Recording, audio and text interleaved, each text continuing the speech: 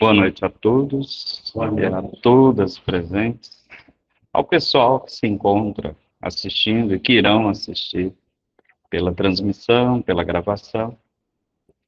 Nosso muito boa noite, bom dia ou boa tarde, dependendo do horário que cada um repetidamente assistir o conteúdo. E eu faço esse convite para rever as instruções do Evangelho sob forma de gravações que foram bem orientadas, em que a casa fisicamente, conhecida como centrim, pode ser pequena, mas está imbuída de amor, de afago, de a proximidade entre as almas, entre os planos, que se reúnem para rever a fala de Jesus contextualizadas em mensagens, em histórias, em coisas nossas de cada dia. Se estamos aqui, é porque temos um objetivo de elevar esse planeta, num conjunto de vários, para uma posição melhor na vida. E Jesus, quando disse para vários gentios, e a maioria deles que ouviram, a seu tempo foi a família do evangelista Marcos. Por que será? Será que eram pessoas excluídas da sociedade? Eram pessoas que precisavam passar por mais dificuldades? Não. Eram pessoas, espíritos, que se deixaram impregnar pela mensagem do meio, que é o amor. Onde a mensagem do meio, que é o amor, chega, ele provoca transformações no indivíduo. Transformações que nós precisamos hoje policiar as nossas intenções. Vigiai, foi a primeira instrução. A segunda, não menos importante, orai, para que as nossas ações estejam na conduta moral esperada por Deus. E o que dizer os espíritos benfeitores que se aproxima dessa casa, o Centro Espírita Eurípides Barçanu, dos seus trabalhos, das pessoas que estão aqui, das obras sociais e das casas religiosas, irmãs. Digo casas religiosas, porque Jesus, a seu tempo, e são vários momentos nos tempos de hoje, está sempre batendo a qualquer uma das casas, sem denominação alguma. Liberdade em compromisso é um chavão de uma introdução do livro Sexo e Destino. Esta semana completa 60 anos das primeiras informações provindas do plano espiritual, assessoradas por Emmanuel, o Espírito Benfeitor, que acompanhou a materialização desta obra mediúnica, feita em parceria de dois médiuns. A maioria de nós conhece que Chico Xavier teve um tempo em parceria com Valdo Vieira.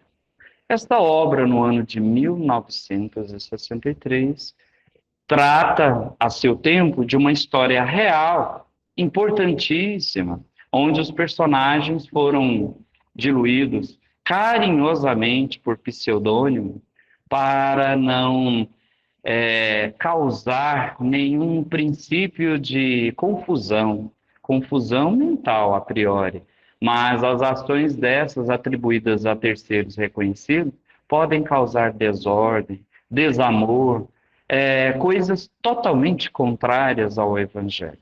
Eu convido vocês a assistirem 1 minuto de trailer ao pensamento da obra, e em seguida a gente mostra.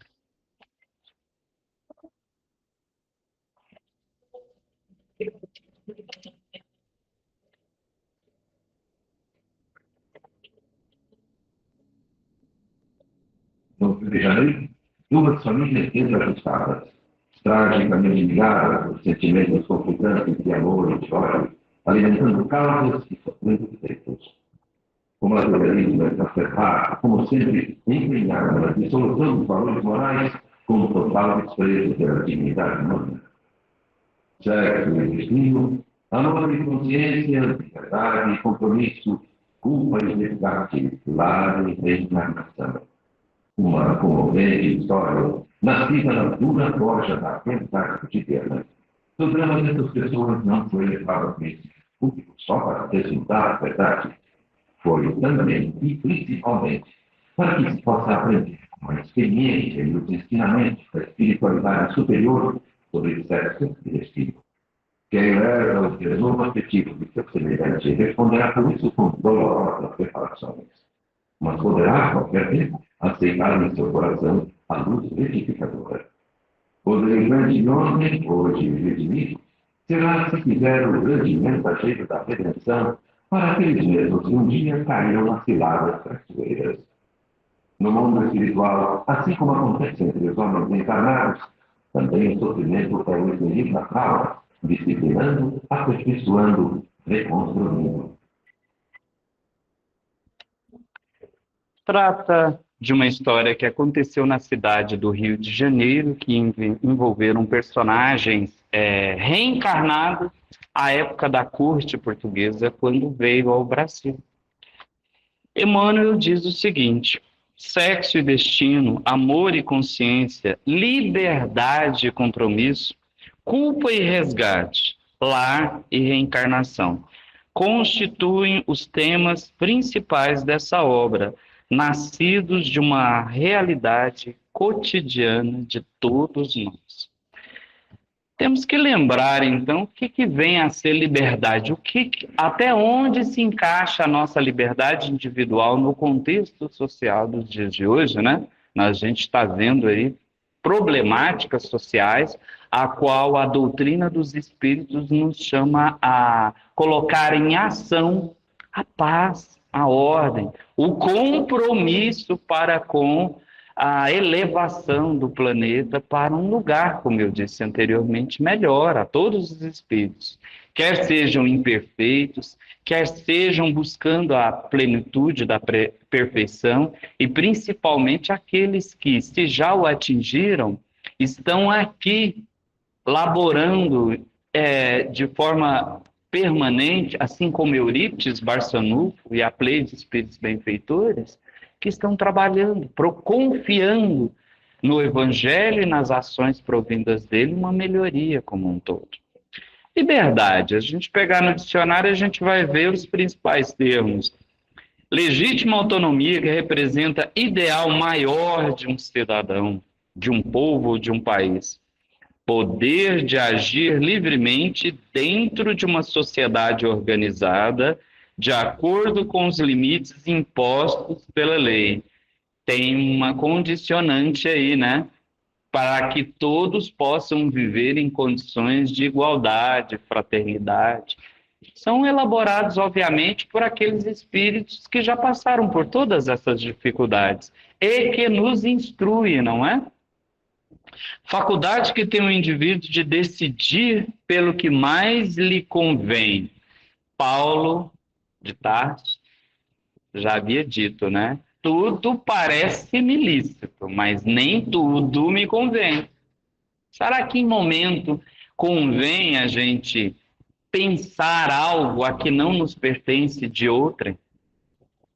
E o nível da nossa liberdade para abordar pessoas, principalmente na família, onde estão destinados os espíritos com a nossa necessidade primeira de reparação, que é o nosso verdadeiro compromisso. Como bem dito aqui na prece inicial, pelo compromisso que nós temos diante das leis estatuídas, não fugimos a nenhuma delas.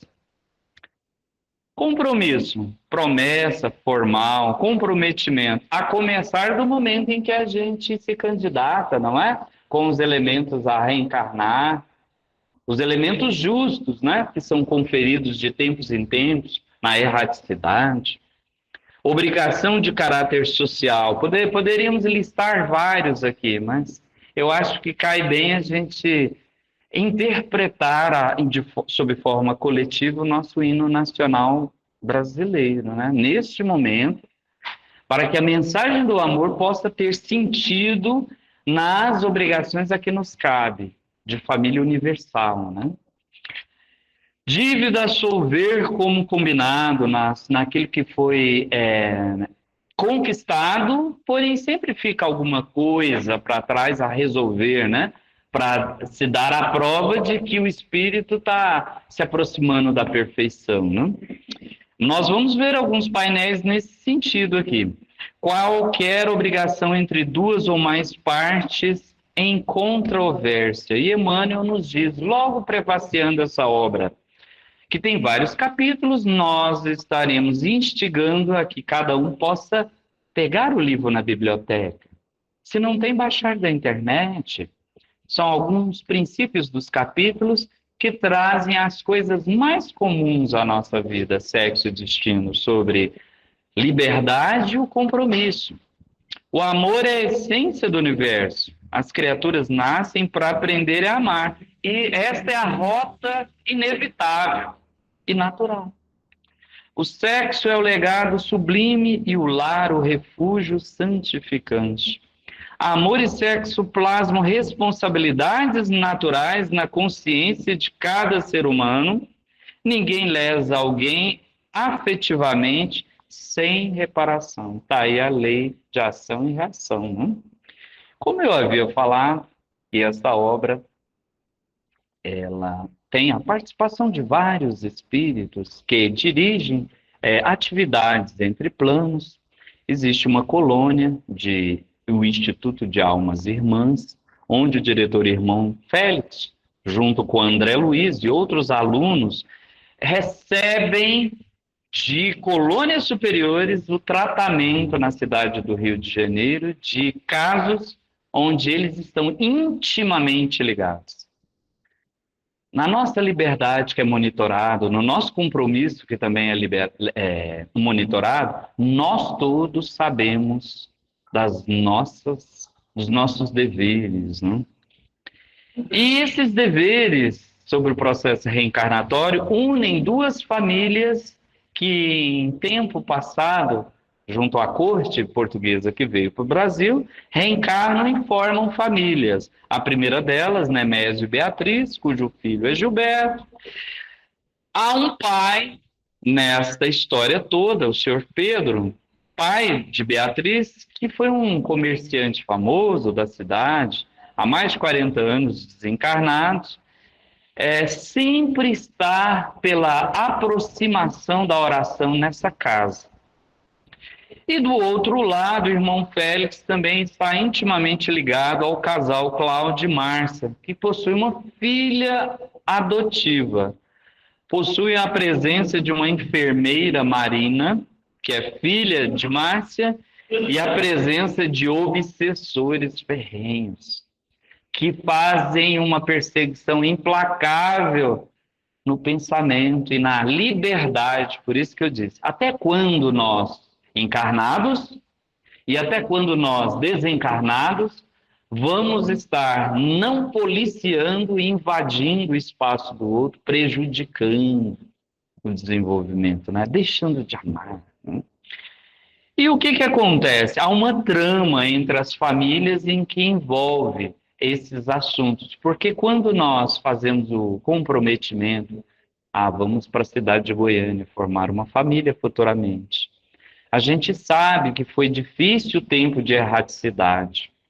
O compromisso que nós fazemos é muito grande perante a responsabilidade de outros espíritos que estão ligados, principalmente aqueles que, os nossos entes queridos, que nos amam muito e que confiam nas nossas ações. Então, as famílias, a começar de Nemésio, recebem a presença aí de um espírito chamado Pedro, que assim que a oração vem e a sua filha está acamada, ele vai, porque ele sabe que ele não tem a liberdade de descansar se outros estão precisando da sua companhia. Sabe quando a gente olha a nossa carteira e ao invés de ver o monetário, vem as dívidas primeiro? A gente fala, nossa, eu tenho que pagar. Eu tenho que pagar. A nossa consciência está clara perante a isso. Então, de alguma forma, ele não poderia falhar jamais nesse lar. Mas ele descobre na trama, e eu convido vocês a lerem a obra, não é um simples aniversário atual, esses 60 anos, porque esses personagens estão bem vivos na nossa governadoria. na história que está sendo escrita agora, hoje já. Né? Tanto que Emmanuel pede para aqueles que trabalharam com Chico não diluir assim ao tempo, de qualquer forma, esses personagens. E aí Pedro, o pai, percebe, nossa, mas aquele meu genro está traindo a minha filha, ela é doente, eu faço visita todo dia. Por um lado a gente vê, choca, por outro lado, será que o que os espíritos empreendem nas liberdades e nos compromissos anteriores e que infringem? A espiritualidade nos coloca, iremos nós visitar outras colônias, outros lares e veremos os nossos em condições onde os nossos compromissos que faltaram na nossa consciência, onde está a lei de Deus, vai nos perseguir. E aí ele olhava ali, uma outra pessoa que chegava, a Márcia, mas espera aí, a Marina, na verdade, não era da outra família? O que ela está fazendo aí assistindo? Bom, na obra, ao vocês lerem, vocês vão ver que ela era uma funcionária de Nemésio, mas em que, de forma leviana, ela assaltava aquela casa e tomava a liberdade de tramar, né? Ali no casamento, aquele homem sutilmente deixava a esposa que estava doente, André Luiz estava escrevendo a obra e, de repente, o espírito fala, não, mas espera aí, se o meu compromisso é esse, é porque eu estou, sim. Ao lerem a obra, vocês vão perceber que esses espíritos são espíritos faltosos e que estão correndo contra o tempo num Brasil que exige hoje esse tempo na margem do progresso. E essa outra família? Aquela outra família, ela recebia uma visita muito grande de dificuldades através dos desencarnados. Se uma estava com problemática através dos encarnados, a outras recebiam a visita de vários desencarnados. E André Luiz percebia aquilo e o mentor Félix, o nosso compromisso é com uma jovem que tem uma psicopatia que está no quarto ao lado. Veja, tanto que ela está franzina, tem problemas graves de obsessões, mas é porque tanto encarnados quanto desencarnados a assediam sexualmente, desde jovem. Temos que perceber, na ótica da liberdade e do nosso compromisso, todos os momentos do nosso pensamento aí, não é? A gente, quando liga a televisão, vê os jornais, a gente vê cada situação. Falta apenas fé? Não. Falta compromisso para com o verdadeiro sentido na vida com a religiosidade. Quer seja ela na casa espírita, quer seja no outro templo religioso, mas que os caracteres para que essa pessoa possa empreender no seu esforço a dominar as más inclinações, tem que se fazer presente. E André Luiz percebe e lembra do teu lar, no tempo que ele foi faltoso. Ali atrás nós podemos ver ali um obsessor que instiga muito os personagens aos vícios, ao desregramento nas conversas, né? As acusações. E algumas ações espirituais são mais do que necessárias. Percebam que nos nossos lares, na nossa vida cotidiana, no trabalho, em qualquer lugar a gente sofre influência dos espíritos desencarnados e que muitas das vezes as ações espirituais nos favorecem, desde que nós estejamos dispostos para isso, prontificados junto ao Mestre, junto ao Pai para isso. Quando nós policiamos o nosso pensamento, quando nós lembramos na espiritualidade, em Deus, no amor, poder da oração, essa vigilância cria uma verdadeira sinergia, uma barreira para que espíritos outros que estão, se não perfeitos, estão imbuindo o seu esforço diário para vencer também as más inclinações. E eles chegam, como nós vemos aí no painel, Senhora, nós temos uma dor de cabeça, estamos sofrendo ali uma perseguição, espíritos amigos chegam. E nesse caso aí que estamos vendo, a jovem pede a presença da mãe, que já desencarnou há muito tempo. E como ela ainda não tinha um empreendimento moral, né? Quantas das vezes a gente fica envergonhado de fazer uma prece para outra? Mas o mais importante é nós termos a humildade de que se eu não lembrei de uma prece, está difícil, clama, chama por alguém, chama pela intercessão, que isso vai acontecer. Está aí o exemplo no slide de uma senhora mais altiva e que chega e que aplica o passe confortante e energizante para que uma mãe que veio socorrer uma filha aflita possa fazer uma oração, um afago entre um espírito desencarnado ao outro encarnado. E isso vai energizando-nos. Aí a gente acorda no outro dia assim, gente, eu estava chorando tanto, mas parece que tinha ali uma mãozinha perto de mim, vieram as lágrimas, mas eu me senti reconfortado. Alguém tomou a liberdade de reconhecer o nosso caminho e já estava inscrito no compromisso do bem. Não foi assim que Jesus disse na parábola do bom samaritano? Vá lá e faça o mesmo. Não faça como os dois primeiros que viram a necessidade, alguém caído não fizeram nada. A nossa liberdade no mundo, ela é coercitiva, porque os espíritos benfeitores ficam anotando. É como aquela caixa preta da aeronave ou do registro do automóvel está registrando todo o que se passa no caminho. Tem uma questão no livro dos espíritos, né? Interfere os espíritos nos nossos pensamentos, palavras e atos, ao ponto de que eles, mais do que interferem, podem dirigir a nossa vida. E podem auscultar, perceber por aquilo que é plasmado, todo o nosso pensamento.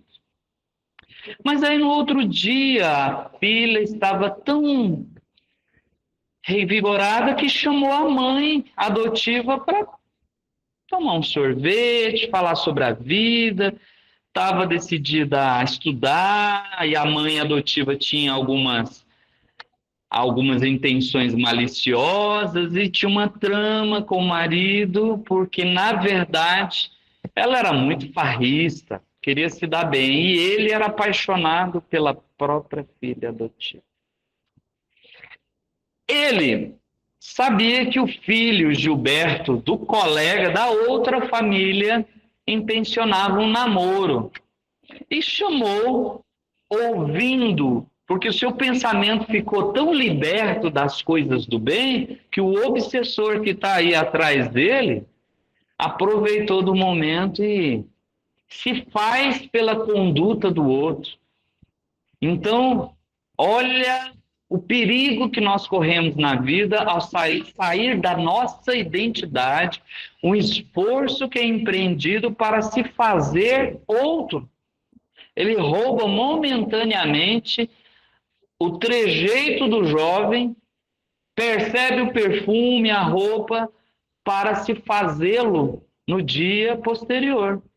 André Luiz foi chamado para ir nessa casa. Eu vou porque está escrito aqui na agenda de compromissos como espírito, ir lá aplicar o passe naquela jovem. E aí, de repente, ele encontra o obsessor. Não, mas espera aí, você não está na lista de convidados para badernar nessa casa aqui, não vai entrar. Ele desceu a sua faixa vibratória para ser visto ao ponto de que ele quase sofre um processo obsessivo aí. Né? Aquele momento em que a gente tem que se preparar sempre para fazer o bem. E verificar os momentos onde, se o irmão está num quadro desalinhado, saiu do compromisso, a gente tem que se preparar com outros, e aí a espiritualidade provoca, no acesso a informações e trazendo outros que a gente não espera. O companheiro Cláudio, já tramando ali, tomou a liberdade de oferecer uma propina ao, ao guarda ali de um hotel, dizendo que ele era o Gilberto e, na verdade, ele roubou a identidade, tomou a liberdade, o compromisso de roubar a liberdade de terceiro, e André Luiz fica... Mas, gente, eu li no caderno de intercâmbio espiritual que essa jovem, ela não pode sofrer perseguição na mente porque ela já tem uma enfermidade ao ponto de tramar contra a sua própria vítima, a vida. Esses espíritos estão reunidos aí porque as suas liberdades, os seus compromissos foram falhos durante várias encarnações. Então, tendo no Brasil, há mais de 60 anos atrás, uma oportunidade de reparação. Tanto que é importante a pátria do Evangelho, a pátria do Cruzeiro, a doutrina dos Espíritos em nossa vida, para sanear as coisas que aparentemente são mínimas nas relações humanas, mas podem causar ali o desespero de uma pessoa que, a menor investida ilegal, pode cometer o suicídio. Essa jovem ficou tão desesperada, porque quando ela recebeu uma ligação para ver o amigo, e achava que poderia ser um romance válido, encontrou, ao acender as luzes de um recinto, o próprio pai, não é? Ela ficou tão desesperada que tomou vários remédios e, ficando alucinada, foi atropelada por um carro. Esse fato e outros que acontecem causam transformação na vida de cada um. Quantas das vezes nós percebemos e recebemos a ligação de alguém que nos chama na nossa casa, na nossa intimidade: eu fiz uma coisa errada. Alguém vai morrer por uma atitude infeliz que eu tomei, a começar de uma palavra. Nós podemos matar alguém numa palavra desferida, sem o sentimento de amor. E o que acontece? Pode acontecer isso. Mas isso transforma, está no cálculo dos espíritos que reconcilia com seu inimigo enquanto ele estiver a caminho. Por que será? Porque senão a conta pode chegar muito mais cara, não é? A começar de um leito. Mas essa jovem aí, o petitório do pai foi tão forte que há a possibilidade da energia do Evangelho tomar a liberdade e o compromisso de alguém que aparentemente seja um obsessor, se comova ao ponto de chorar. Vocês já ouviram falar de um obsessor chorar? Um obsessor querer abraçar o senhor, a senhora. Olha aí, ó. Vamos colocar as nossas barbas de molho. Esse espírito, ele sentiu o dever tão grande de que ele lembrou de tantos dias que vigiava o apartamento para outros obsessores entrar e, de repente, aquela jovem retornando ao plano do espírito. Não, mas espera aí. Ela não fez nada para merecer estudo. É muita dor para uma pessoa tão jovem. Eu preciso fazer alguma coisa. Aquela oração de Pedro, provinda de um livro, tinha um evangelho ao lado de uma cabeceira, abriu, Cláudio percebeu, chorou, o espírito obsessor leu, colocou as suas duas mãos e energizou aquela criança. Isso só pode acontecer quando fatos do passado vêm à tona. No tribunal da consciência, na nossa mente, entre espíritos encarnados e desencarnados, alguns são atribuídos no compromisso de dizer a total verdade. Tipo assim: meu amigo, sabe por que foi lhe conferida essa liberdade e agora você se sente energizado desse compromisso de salvar a vida de alguém que está a caminho, porque esta pessoa no passado foi sua mãe. Estamos vendo um fato onde um obsessor salva a própria mãe do passado. Então, eu convido vocês a lerem a obra para sentirem os dramas do passado aí. E quem não cumpre o seu compromisso e acha que o tempo e a liberdade está para fazer qualquer coisa, paga um preço muito caro, porque aquele momento onde o pai de uma família trair a sua esposa que viria desencarnar de câncer, é paralelamente traído com o filho biológico. Ele pensou em se matar, na verdade.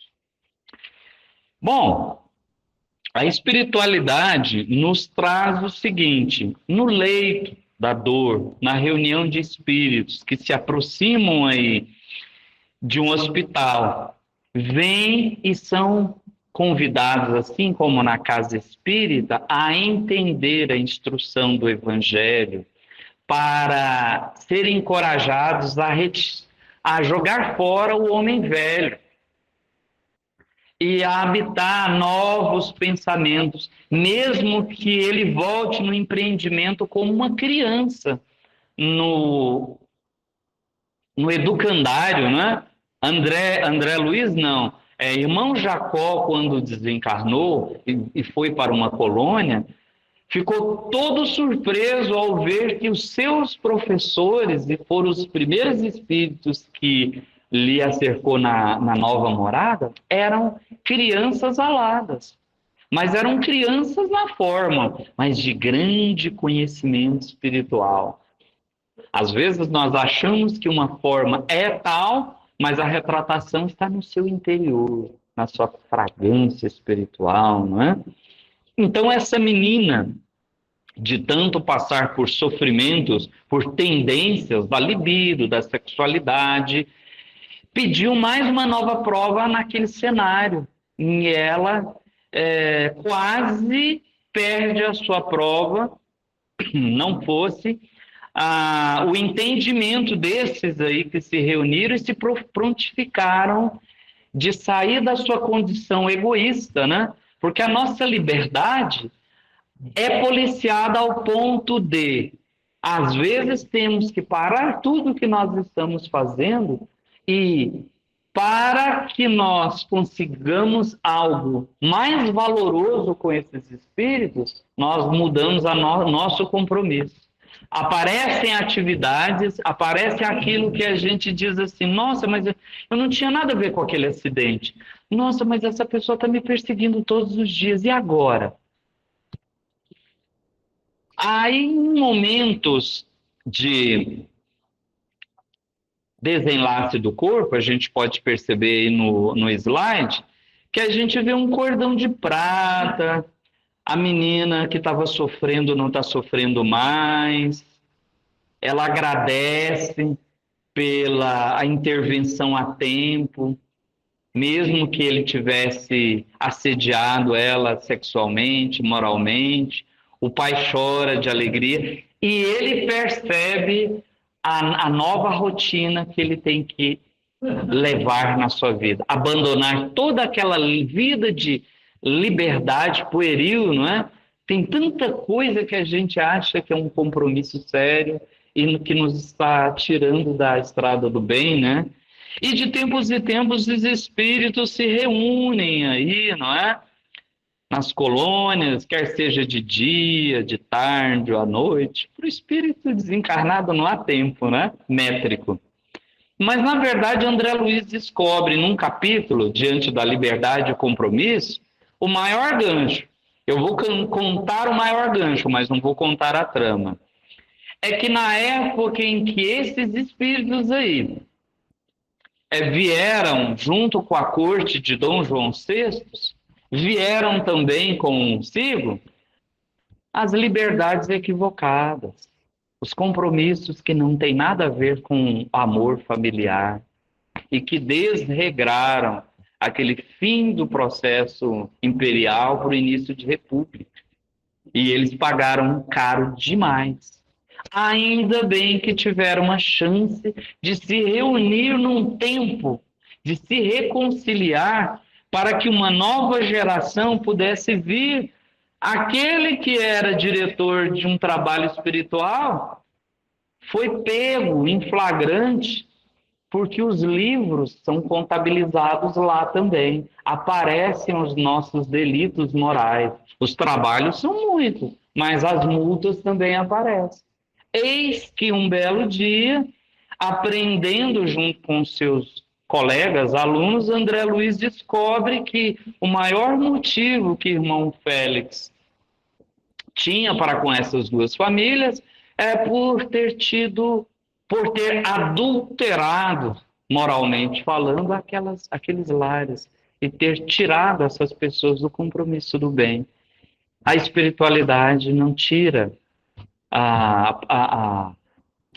no âmbito das responsabilidades, o tempo de cada um. Eis que ele tinha que vir como diretor, porque tinha todas as condições favoráveis para que o cenário modificasse do que a gente vai ver aqui, ó.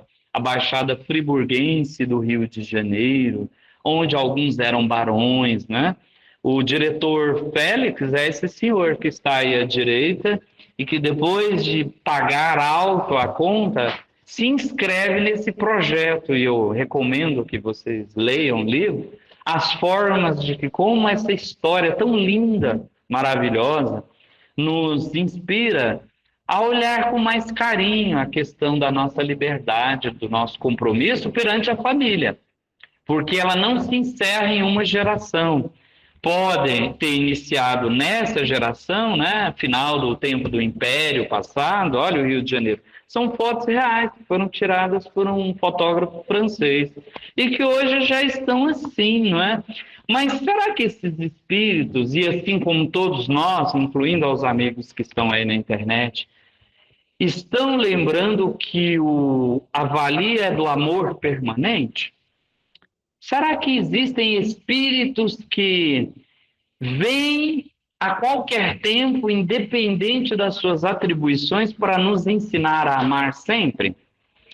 Eu encerro com o seguinte pensamento e a mensagem do Chico. O pensamento diz o seguinte: um jovem, há mais de 100 anos antes de Jesus, queria saber, enquanto ele estivesse de pé, num só pé,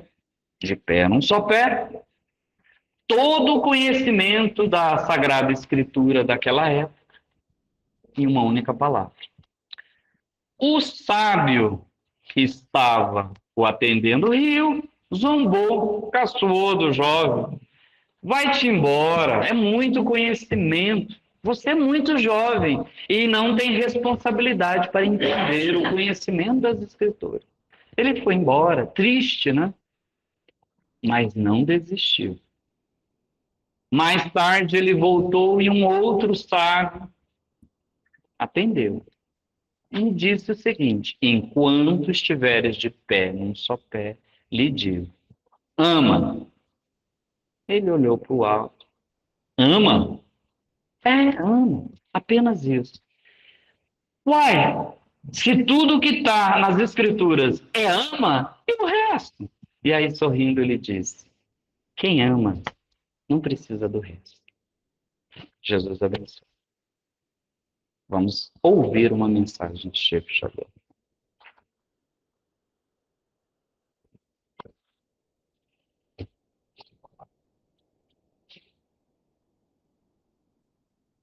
Xavier, se eu tivesse influência, se eu pudesse realizar alguma coisa em benefício da comunidade, e se eu tivesse a melhor oportunidade para fazer isso, eu apenas repetiria para mim mesmo, para todos os nossos irmãos na humanidade, de todas as terras, de todos os idiomas, aquelas palavras de vocês, amai-vos uns aos outros como eu vos amo.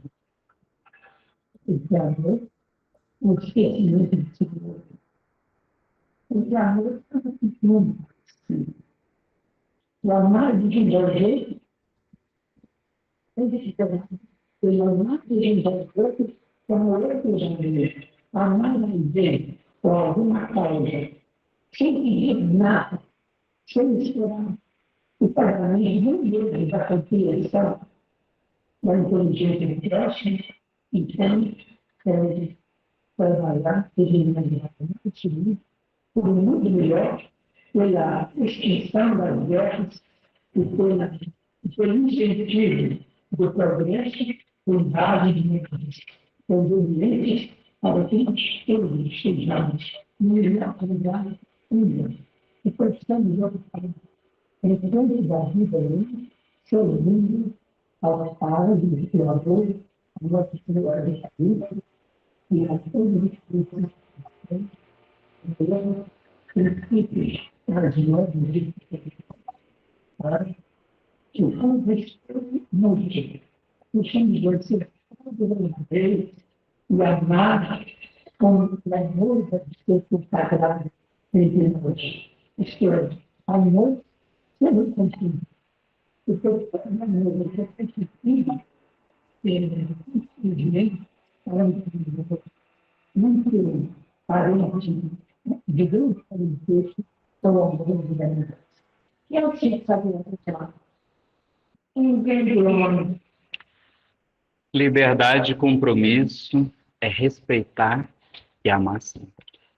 Jesus, todo mundo, todos nós. Muito obrigado.